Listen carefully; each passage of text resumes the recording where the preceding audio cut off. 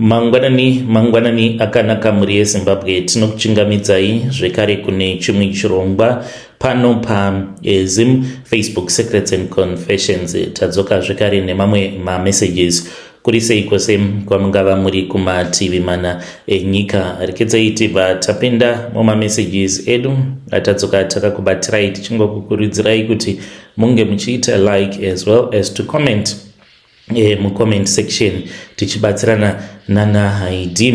Rekedzai tibva tapinda messages edu atadzoka takakubatirai. Message edu yekutanga yakamera sekudai: hanzi nyaya yangu mukoma iri pakuti ndakaromberawo paToyota Corolla yandainge ndichida kutenga apo pandainge ndichiri kuBotswana. Ruchiva ndo runokonzeresa kuti unge uchizoita godo uye zvekare unge uchizoromba kana kuri kunzi ukawana mukana wacho wekuti unge uchiromba. Pasina ruchiva munhu unova munhu anenge achigutsikana neizvo zvaunenge uchipiwa naMwari, zvisinei nekuti unenge uchisangana nematambudziko akasiyana-siyana, but hakuna reason yekuti ungati ndafunga kuti ndige ndichizoromba nekuda kwechakati nechakati. Mukoma ndakaromberawo kuBotswana pari zvino ndigere muno munyika yeSouth Africa. Ndakazororawo hangu muTswana mushure mekunge ndauya muno muSouth Africa, but kumusha ndinopota ndichidzokera, asi kungodzokera hangu kungonoonawo marinda evana vangu. Vana vangu vakafa, vana vangu vatatu, nekuda kweurombwa uhwo hwandakatora munyika yeBotswana. Muri sei zvenyu? I hope kuti kwamuri kuri bo se kuno kwakanaka kutsvene, asi pane zvandiri kusangana nazvo zviri kundiremera. Ndauyawo pano nenyaya yangu yakandiremera mumwoyo, yanga iri mumwoyo mangu kwemakore akawanda, ndichishayawo kuti ndingataura nani matogona mukapindura. Ndaisada kuti ndinge ndichizoburitsa nyaya iyi kana ndorwara, asi ndichiri kukwanisa kufamba kudai kana kuri kunzi mukandiwanirawo vanhu vanenge vachida kundibetsera, ndinokwanisa kuendako ndonosunungurwa, because mukoma ndakasungwa nekuda kwemhiko dzangu idzo dzandakaita. Zvandiri kusangana nazvo iko zvino kubva mugore iro randakaromba mukoma zvakaramba zvichingowedzera kusvika muna 2023 ndipo pazvakabva zvachizonyanya kuita worse. Saka zvava kundimanikidza kuti ndinge ndichitsvaka munhu anokwanisa kuzondibatsira. Muchanditi tawanda, uye zvekare ndiri murume akura, ende pandakakura ndakange ndichigara pamba pastepfather vangu. Ndakakura ndichirerwa semubva ndiripo. Amai vangu vakati vafa ndikazotanga kuita zvekufudza mombe dzevanhu. Iko zvino ndava kugara hangu kunoku kuJoni, asi zvese izvi zvakatanga kare mainge muri mugore ra2000 panguva yandakanga ndiri ticha kumusha. Ndakadzidzisa kweanenge makore 5, asi chokwadi ndechekuti mari yainge ichibudapo yainge isingabatsiri zvachose. Taingorarama zvekungoti ko ungagoita sei nekuda kwekuti ndizvo zvacho zviripo. Saka mukadzi wangu panguva iyoyo ainge aine mimba yemwana wedu wetatu. Pekugara, zvekudya, fees zvose zvainge zvichida mari, nekuti by then tainge tava kugara muguta guru reHarare, apa ndainge ndisinawo imba tairoja. Saka zvinhu zvainge zvakaoma, ende mukadzi wangu aivawo munhu wekuti ainge asina kujaira nhamo. Kunyangwe kumusha kwedu kuGokwe uko kwatakasangana, pamba pavo vainge vari vanhu vainge vatoriwo nezvikwanisiro. Saka mukukura kwake ainge asingazivi kuti chii chinonzi kurarawo nenzara, chii chinonzi uye zvekare kutambura. Vainge vari vanhu vaitovawo nezvipfuwo zvakawanda, uye zvekare vaitova nemombe idzo dzavaipota vachiendesa kuauction. Saka baba vake vainge vaine mari. Akazototanga kutotambura mushure mekunge tatanga kugara tose, ende vabereki vake havana kumbogara vakandida semukuasha, nekuti vainge vachiti uyo achaurayisa mwana wedu nenzara. Ende taiti pose apo patinenge tanetsana aibva achizoti ndiri kuzvidemba zviya zvandakaudzwa nevabereki vangu kuti uchaurayiswa nemurume wako nenzara ndizvo zvava kuitika izvi. Tarirai muone Mwari. Saka zvaindibata pose ipapo apo paanenge achitaura zvinhu zvakadaro, asi chekuita ndainge ndisina. Ndakazozviudza kuti kana ndikaramba ndichishanda saticha vana vangu vainge vachazokurira muhurombo sezvainge zvakaitika kwandiri. Ndakabva ndazosimuka ndichienda kunze kwenyika kunotsvakawo mari nechiraramo chainge chiri nani, ndichisiya mukadzi nemwana mudiki kumba nevamwe, asi muHarare ndimo matainge toroja.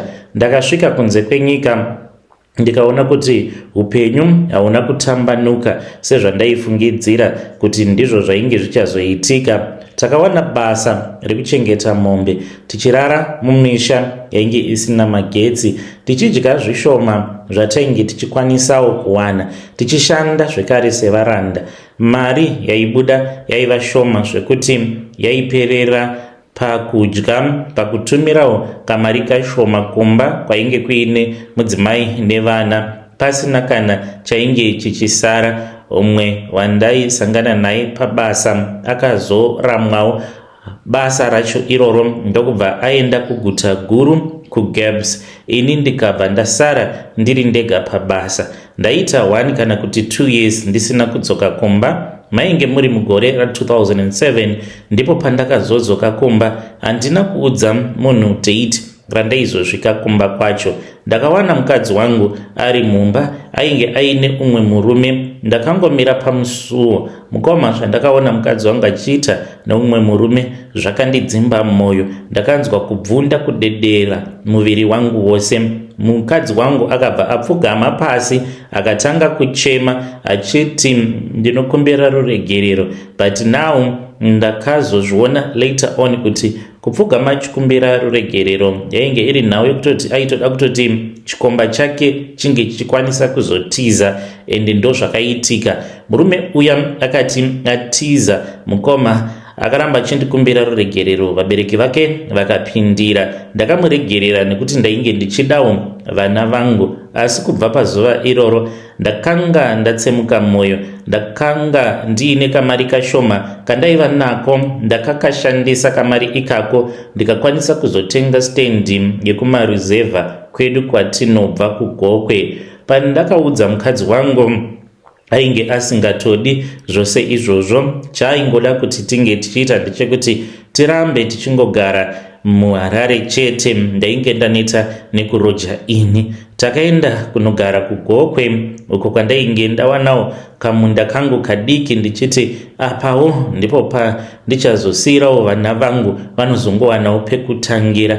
Rimwe zuva ndakati ndatova munzira ndichitodzokera kuBotswana, ndainge nditori mubhazi, ndopandakabva ndachizogamuchira message iyo yakabva kuna Sabhuku. Mukoma ndakarohwa nehana nekuti ndakaona kuti SMS yainge yakanyorwa kunzi mukadzi wako abatwa kuno, ende vakanyora vakati abatwa achikotamiswa nechikomba pamuzhanje naBhiridha wako. Saka ndichisimuka ndainge ndakakumbira umwe mudhara uyo ainge atoriwo Bhiridha remuvillage imomo. Ndikamuudza kuti ndainge ndichida kuti ange achindivakira chimwe chirumu kuitira kuti sezvo painge pava naamainini munin'ina wemudzimai vange vachizowanawo rumu yavo yekuti vanenge vachishandisa. Mukadzi wangu akatotanga kutopindwa naBhiridha iyeye. Ndakarwadziwa mukoma.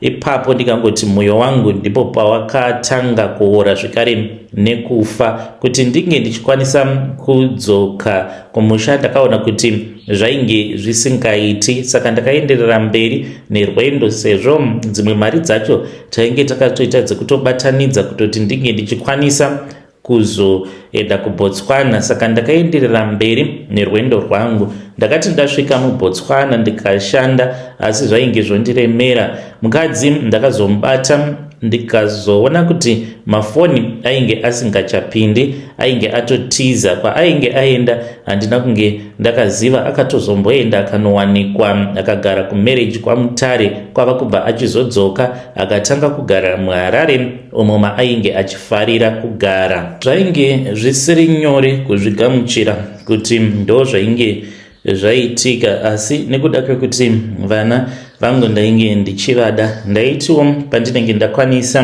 kutaura naye ndobva ndamutumidzira mari. Saka kurambana chaiko tainge tisina kurambana, kunyangwe paainge akagara kumarriage kwake ikoko aitoreceivawo mafoni calls angu tichitotaura nyaya dzekuti ange achizokwanisa kudzoka kumusha, but chaairamba ndechekuti ange achienda kunogara kumaruzevha, iye aida kugara mutown.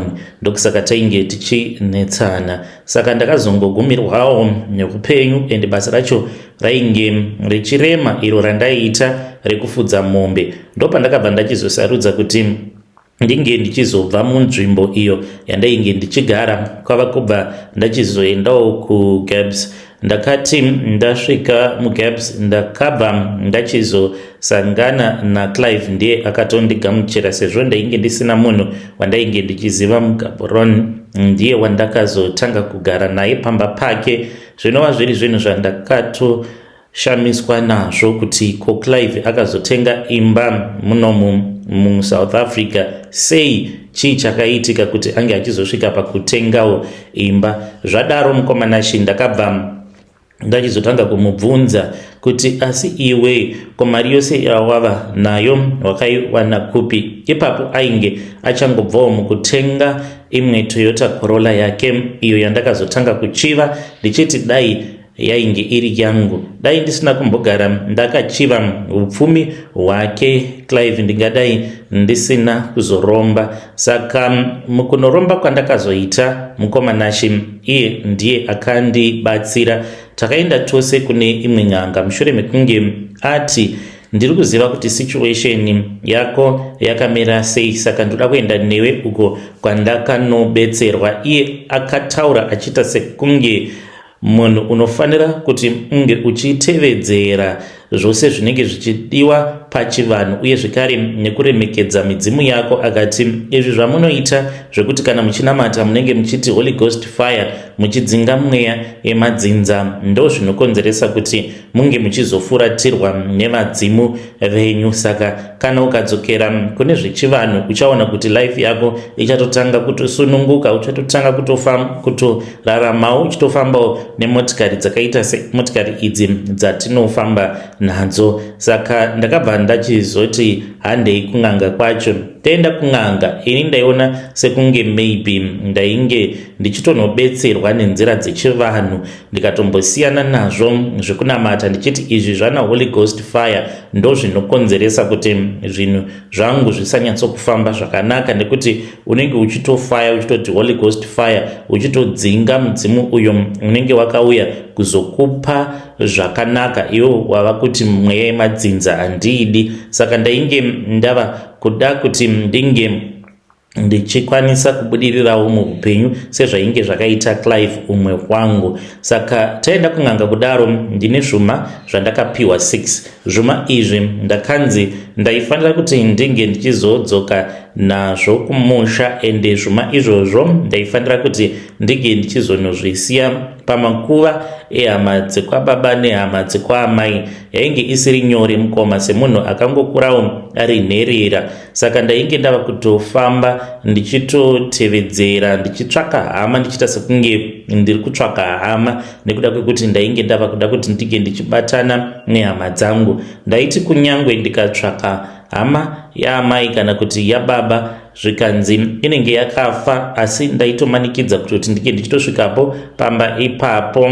Dzimwe nguva ndaitonoratidzwa guva remufi nevana vemufi. Ndaizoti kana ndaona kuti guva iri riri pakati, ndaizodzokapo usiku ndobva ndasiya chuma. Ndakazviita izvi ndokubva ndachizosara nechuma chimwe chete icho chandakanzi ndainge ndava kufanira kuti ndinge ndichingogara ndinacho ndakachisunga muchiuno mangu, ndiko kuti ndinge ndichikwanisa kutanga kuita mari. chainge chava kundivhiringidza mupfungwa mukoma ndechekuti ndaiti pose apo pandinenge ndava kunorara ndaitorota ndiine mukadzi akanaka kwazvo uyo aitouya kwandiri tobva tatotanga kutosika bonde tiri tose. Zvainge zviri zvinhu zvainge zvichitondivhiringidza mupfungwa kuti asi chii chinomboitika, because ipapo nekuda kwemari yakawandisa yandainge ndava nayo ndainge ndichitokwanisa kutodanana nevakadzi chero vandinenge ndichida nekuti mari yainge yakandiwandira. But izvi zvekuzorota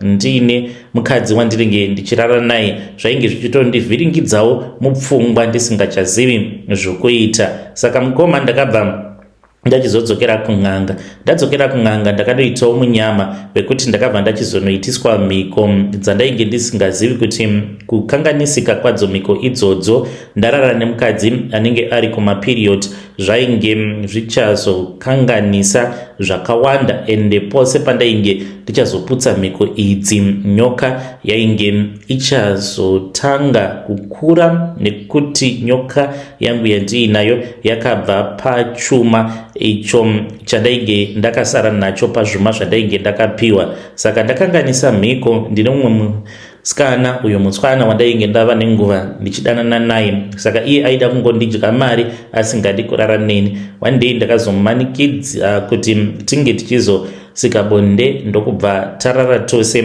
asi ainge ari kumazuva ake. Ndokutokanganisa kwandakaita mhiko. Sezvisinei mukoma handizivi kuti imweya yamadhimoni here yakakonzeresa kuti zvinge zvichizodaro, because ndakabva ndachizonorara zvekare neshamwari yake ndikaona kuti same ndakanoita munyama wekunorara nefriend yake ari kumazuva ake zvekare. Ndo zvakaitika kukanganisika kwakaita mhiko dzacho. Pose paikanganisika mhiko vana vangu vaifa, ndaiwana mwana uyo aifa, kuzosvika vose vari vatatu vachizonofa. Mudzimai takazongoregedza kungotaura tose. Ndikazobuda munyika yeBotswana ndikabva ndachizouya kunoku kwandiri kuJoburg. Saka ndauya kunoku ndopandakabva ndachizosangana nomumwe mukadzi. Ndakauya muno munyika yeSouth Africa mainge muri mugore ra2014.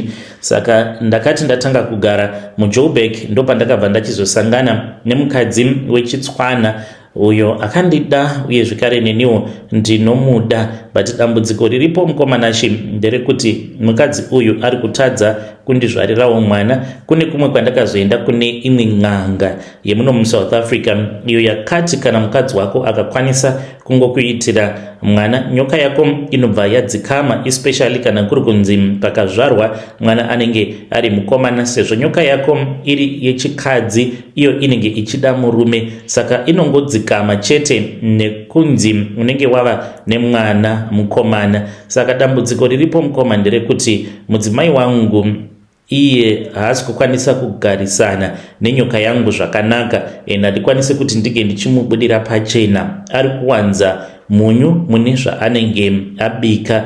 Ndichiti anowanza munyu ndinoreva kuti iye anonyanyisa kunamata nekungogara ari pamutsanyo, zvinova zviri zvava kukanganisa ukama hwangu huripo pakati pangu nenyoka yangu, nekuti ndiyo inotondiraramisa. Saka kubva zvandakazonzi zvinhu zvainge zvapanduka, nyoka iyi ndakaudzwa kuti ndinofanira kuti ndinge ndichipota ndichibikira kamwe chete pavhiki. Ndinoibikira sadza kana kuti porridge remhunga, ndo chikafu chayo, kana kuri kunzi inenge isina ropa rekuti inokwanisa kunwa. Saka inorarama nesadza remhunga kana kuti porridge randinenge ndabika. Zvino nekuda kwekuti mukadzi uyu wandakaroora iye anowanza munyu mukubika kwake, nyoka yangu inoti kana ndaipa sadza kana kuti porridge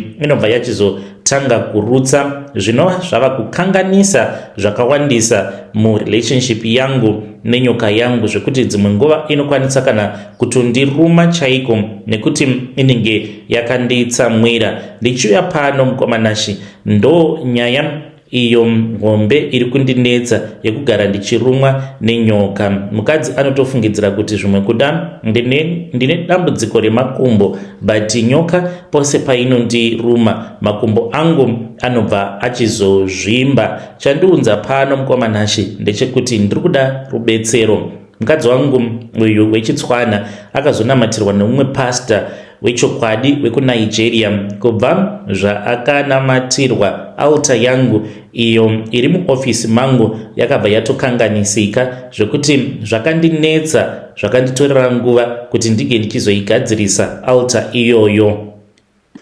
Ndo zvimwe zvezvinhu zvinondishupa mumwoyo mangu ndichiona nyoka yangu ichirutsa isingakwanise kudya, ende kana iine nzara nekuda kwekuti iyo inenge isinganzwisisi kuti kosei ichiti kana yodya paya nekuda kwekuti munyu unenge wakawandisa muhupfu kunyange ndisina kuisa munyu muhupfu. Kana ikarutsa inouya kwandiri yobva yandiruma. Hazviite kuti unge uchitiza nyoka iyi nekuti chinhu chemumweya, kunyange ichizopinda mumutumbi chaiwo wenyoka yemusango.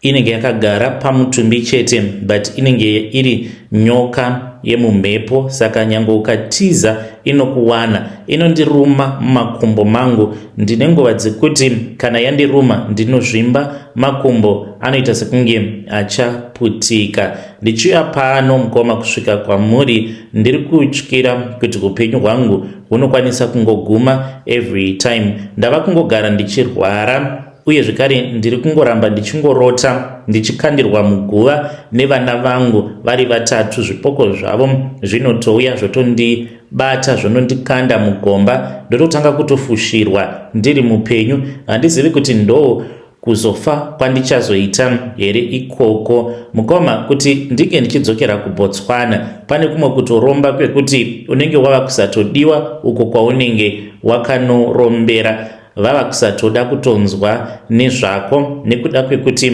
vanenge vachiona kuti unenge wakakanganisa mhiko ende dzinenge dzava kusagadzirisika, saka vanenge votya kutora mishonga yavo yavanenge vakakupa. Senyoka yangu iyi haichatoite kuti inge ichidzoserwa pakuitwa chuma sechuma icho chandakapiwa, saka hakuna n'anga inokwanisa kunge ichindibatsira. Asi kana zviri zvekungodyirwa mari, aiwa dzinoita sekunge dzinenge dzichida kukubatsira. Ndakambofarawo makore iwawo awo andakafara, ndikavaka ndikatenga dzimba, asi ndava munhu asina kana zororo mumwoyo mangu. Handichadi upfumi uhwo, handichadi kuti ndirambe ndichirarama upenyu hwekuti vanhu vakawanda vanenge vachichiva upenyu hwandinorarama vasingazivi kuti handiwani hope dzimwe nguva. Ndinoda kuraramawo upenyu hunenge huine rugare mukati, kunyange ndisinawo mari.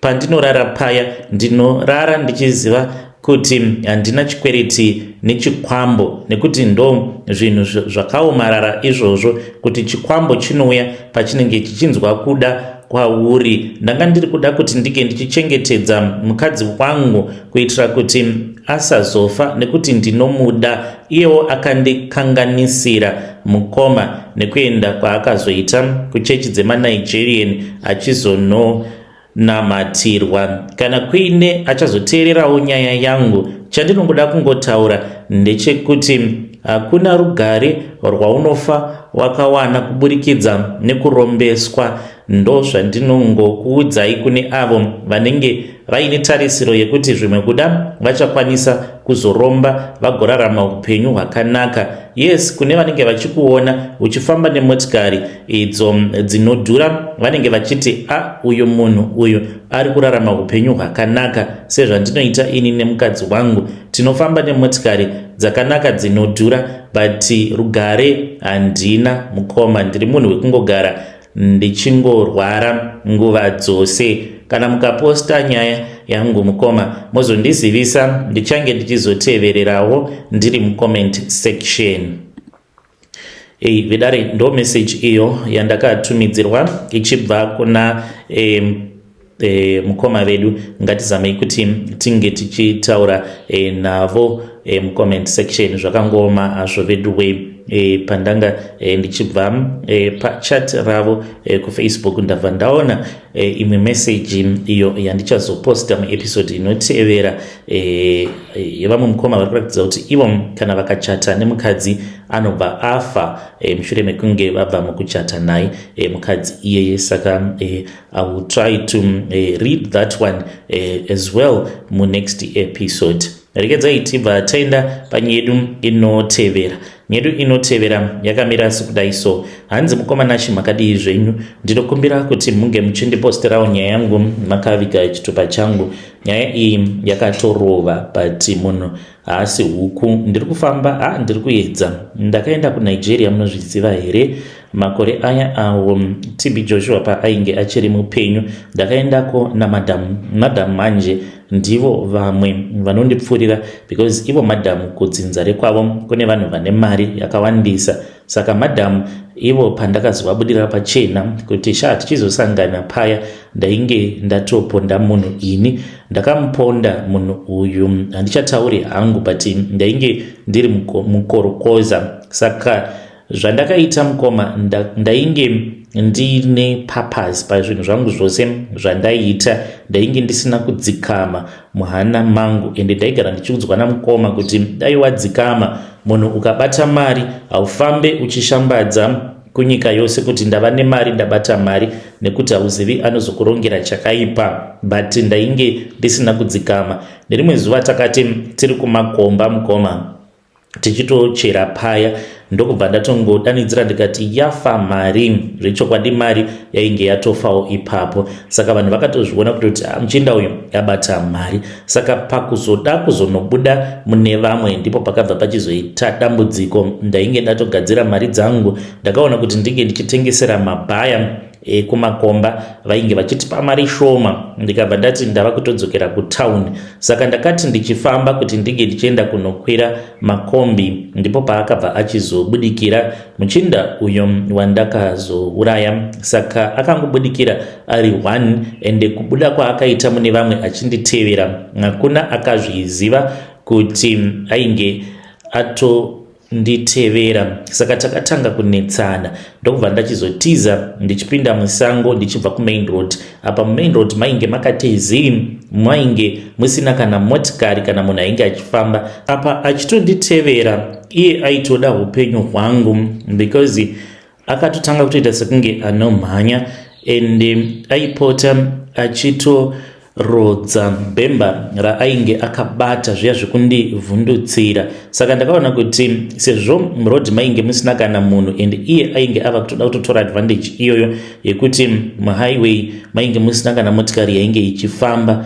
Saka paakandiridzira muridzo achinditi iwe mirapo ipapo iwe mufana iwe ndopandakabva pandakazopinda musango. Handizivi kuti sei ndakasarudza kuti ndinge ndichipinda musango asi ndakangozviudza kuti kana ndikapinda musango ndinokwanisa kumutiza ndikawana kana pekuhwanda kana kudzokera kumakomba ndo zvandainge ndava kufunga. Saka iyeko pandakanoti ndichinopinda musango akabva achizotanga kunditevera ainge ava kutondimhanyisa panguva yacho iyoyo. Then akati aswedera padhuze neni ava kuda kundibata. By then ndainge ndaneta because ndainge ndaswera muswera wese wezuva ndichingoshanda. Saka ndakange ndatoona kuti ndainge ndava kutoda kutotorerwa mari yangu. Saka ndakangomusiyawo achisvika padhuze neni. Hameno pfungwa dzakazongondibata ndikabva ndatarira ndikaona kuti painge paine rimwe dombo rainge riri padhuze neapo pandainge ndakamira. Akati achida kunosumudza bhemba kuti ange achinditema nebhemba. Iniwo ndikabva ndawana simba rakanyanyisa ndikanhonga dombo. Ndanhonga dombo riya ndakabva ndamutema naro dombo iroro. Ndakangonzwa kungoti ka mukoma ndakamurova nechepashaya pake apa nedombo ndikanzwa kuti ka. Munhu akangotanga kungogwina achiri akamira ndokubva atoita zvekutogwadama nemabvi ake ndokubva atohedha pasi akati zii. Saka ndainge ndichitya kumubata. Ndakatora bhemba riya ndokubva ndachizotanga kumubaya-baya naro ndichida kuona kuti munhu achiri mupenyu here, because ndaifungidzira kuti maybe ainge achinyepedzera achiitira kuti ainge achikwanisa kundibata zvakanaka. Ndakaona kuti painge pasisina kana response kana kufema, ainge asingachafemi. Handizivi kuti simba ndakariwana kupi. Ndokubva ndachizomusimudza mukoma, ndakafamba naye kwemakilometers akawanda. Ndokubva ndaenda naye katikati muchakasara musango, kunzvimbo kwekuti kwainge kusingambosviki kana makorokoza, asi vai avo vanenge vachiita zvekupocha mhuka ndo vaizopota vachisvika ikoko, because unenge wava kutoda kutonopinda mugame park. Saka ndakafamba mukoma, ndezivi kuti kwemakilometers mangani, but kuda maybe ndakatofamba zvekuma 30 something kilometers. Apa ndakabereka munhu, handina kana kumbozorora kana kunzwa kuneta, ndaitonzwa sekunge ndainge ndakatobereka bepa. Then ndakazoti ndaona kuti nzvimbo ino yandava mava kuwanikwa mhuka dzesango, because ndakaona leopard yakanditarisa ikadzvova ndokubva yatiza. Ndati fambei, ndakasangana negava, ndikabva ndasangana zvekare nebere. Ndikati ndikaramba ndichingofamba ndinokwanisa kuzosangana kana nezvimwe zvikara zvikandidya kana shumba chaiyo, uye zvekare ndaitona nzou but dzainge dzichiri kure neni. Ndopandakabva ndati zano nderipi mukoma. Ndakabva ndachizongomusiya, ndakangomuradzika padhuze noumwe muti. Ndakangoti ndichangotanga kungofamba ndichibva apo pandainge ndamuradzika, ndopandakatanga kungonzwa kuti ainge ari mapere achitofamba achitomhanya achitoenda pandainge ndasiya ndakamuradzika. Ndakambotarisa ainge achitya kuti ange achiswedera pedo naye, ndokubva ndatanga kumhanya mukoma. Ndikati mapere awa anokwanisa kuzondimhanyisa. Ndakazongonzwa kungorira kwemabhonzo, ndikati munhu ava kutodyiwa, ndokumusiya kwandakamuita. Ndakabva ndachizoti ndadzokera panzvimbo apo pazvainge zvakatangira, uye zvekare painge paine ropa apo paakanodonhera pasi. Ndokubva ndatsvaira mukoma mafootstep angu neake pandaikwanisa kuonawo kusvika ndichizonodzokera kumain road. Ndokubva ndachizokasika ndikakwanisa kuwanawo kombi, but kombi iyi ndakazoiwana mushure mekunge ndatombofamba kuda kweabout 2 kilometers kubva panzvimbo apo pandainge ndakapindira musango, ndichitya kuti maybe vanhu vanokwanisa kuzobatanidza nyaya. Ndakabva ndachizoenda ndikanotengesa goridhi rangu, ndikabva ndatsvaka kamotikari ndikatanga kuita zvemushikashika. Ndainge ndava kungogara ndichingomuona, ndokubva ndachizorora tikazouya kunoku, but ndaingoramba ndichingoona chipoko chake.